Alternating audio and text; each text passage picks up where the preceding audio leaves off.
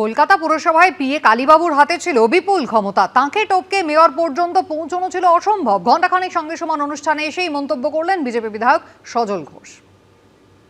তারাতলার ভেঙে পড়া গোডাউনের বিল্ডিং প্ল্যানে খোদ ববি হাকিমের সই রয়েছে। শুভেন্দু অধিকারী বলছেন যে টাকা নিয়ে সিটি অফ জয়কে মৃত্যুপুরী করেছেন। তারাতলার মতো কত কাণ্ড করে রেখেছেন তার ঠিক নেই। এই পুরনো বিশুরা যে কাণ্ড করে গেছে, আমি বলছি ভগবান ছাড়া এই শহরকে কেউ রক্ষা করতে পারবে না।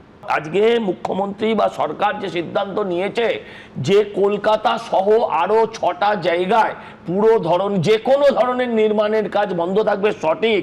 আমি বলছি এটা 1 মাস বন্ধ রেখে আপনি কিছু করতে পারবেন না।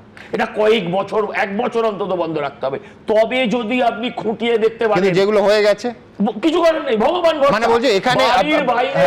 আমি বলছি সেই বাড়িগুলোর বাইরে একটা চাঁদ তারা, একটা ত্রিশূল, হ্যাঁ, আর একটা যীশু খ্রিস্টের ক্রস লাগিয়ে রেখে দিন। এছাড়া বাঁচানোর কোনো রাস্তা নেই। কেউ বলছে মেয়রের ডান হাত কি বাঁ হাত জানি না, কিন্তু মেয়রের হাতে মালটা কিন্তু এর হাত দিয়েই পৌঁছাতো, এটা জানি।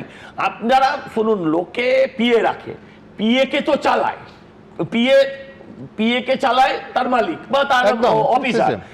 এই যা বলবে সেটাই হতো। যেমন ঠাকুরের আপনি পুজো করতে গেলে একটা পুরোহিত লাগে, তো পুরোহিত খুশি হলে ভগবান খুশি হবে। হ্যাঁ, পুরোহিত যেটা বলে দেবে ঠাকুর এরম খাও, সেটাই খাবে। ঠিক একদম তাই। কালীবাবুকে টপকে আপনি বাংলাদেশ এদেশ ওদেশ করা যেতে পারে, বিএসএফকে টপকে, কিন্তু কালীবাবুকে বাদ দিয়ে আপনি মেয়র অব্দি কিছুতেই পৌঁছাতে পারেন।